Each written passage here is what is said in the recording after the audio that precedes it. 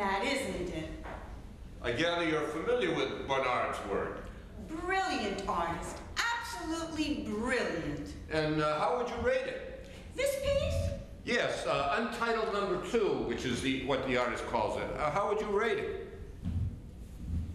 More mature, I think. More passionate. Passionate, yes. I like that. Passionate. Did you see his Baltimore show? Unfortunately, I didn't have the opportunity. Oh, marvelous stuff. Absolutely marvelous. But this piece, Untitled number 2, is his best. No question. Diane Edgeworth's the name. Charles Olmsted is mine. May I? Oh, please.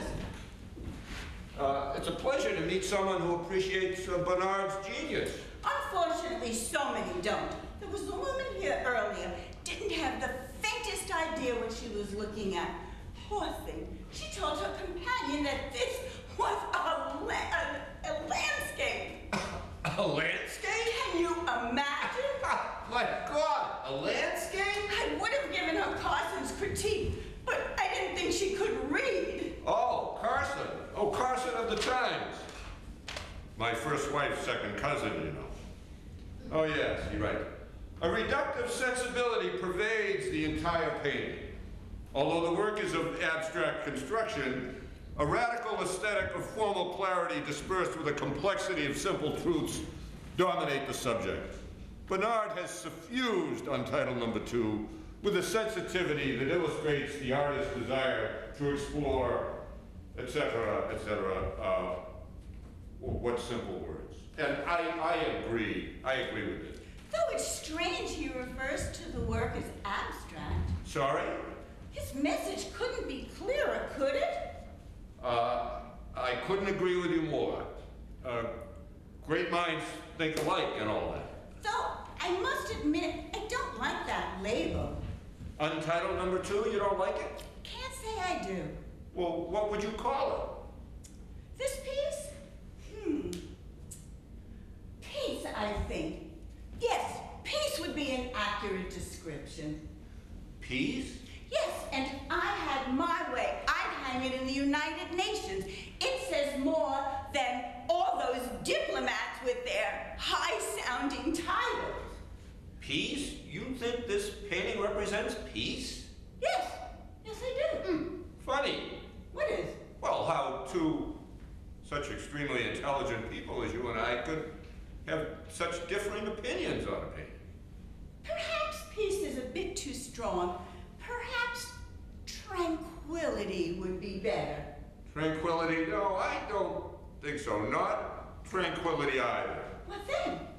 Well, Miss Edgeworth, look at the colors, the reds, the oranges, the boldness of the brushstrokes. This is an angry piece. Angry? Oh, definitely angry. That's what you see? Anger? Oh, very much so. This painting is a call for confrontation, a call for war. War? I'm afraid you've misread Bernard's message, my friend. But the softness of the lines, the lack of hard edges, the blending of the clouds. Clouds? Well, where do you see clouds? In the corners, those masses of gray. I'm sorry, I'd be laughing, Miss Edgeworth. Those aren't clouds, that's smoke. Smoke? Smoke, for sure. Smoke from what? The bombs, my friend, the bombs. Bombs?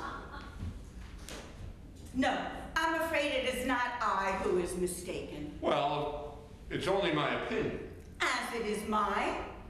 Of course, my opinion is based upon my extensive background in the field of art and art appreciation. Oh, you're an educator. No. Art historian? No. Then you must be an artist. No. An adult education class, perhaps. My education is more informal and more intuitive. Oh, I see. No, I don't think you do. Well, perhaps we'll have to just agree to disagree and leave it at that, shall we? I guess we'll have to, won't we?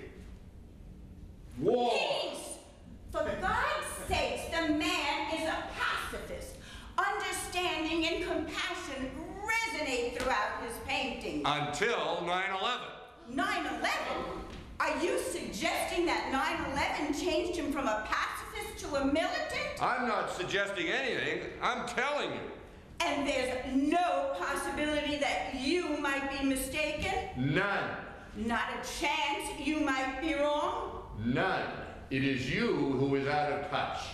I think you have been influenced by your political leanings. What do you know of my politics? Well, I think it's safe to assume they're right of center. Now, wait a minute. Next, you'll be telling me Barnard's in favor of what's going on over there. Oh, by over there, you mean the war? At least you have that right. Well, Barnard's position on the war is quite clear. It's right there in front of you if you'd only open your eyes. My eyes are opened, wide opened, and what they see are arms. Arms and hands stretching to the heavens, pleading for peace. Arms? Hands? Where do you see arms and hands? There, right there. Are you blind? Arms? Yes, and they're pleading. No, they're praying. Praying for sanity in a world gone mad. Those aren't arms. They're missile launchers. Missile launchers? That's the most ridiculous thing I've ever heard. At least you believe in the power of prayer. Your type usually doesn't. My type? You know what I mean. I certainly do not. Please explain that remark. I'm having enough trouble explaining this painting to you. It's obvious to me you know even less about this painting than the woman who called it a landscape. And your opinion of it is just as idiotic as hers. I'm not going to continue this discussion. Typical liberal. What did you say? You heard me. Fascist? War! Peace! War! Peace! Quiet in the gallery, please. Look at this. What's that? What's that? What's what? That right there. Tell me what that is. A rainbow! A rainbow! You're too funny. I can't believe it. What then? That's the vapor trail from the jet that dropped the bomb that caused the smoke. This painting is Barnard's endorsement of our president's position that might is right. Might is right. And thank God to Barnard for realizing it. He's sending us a message, all right.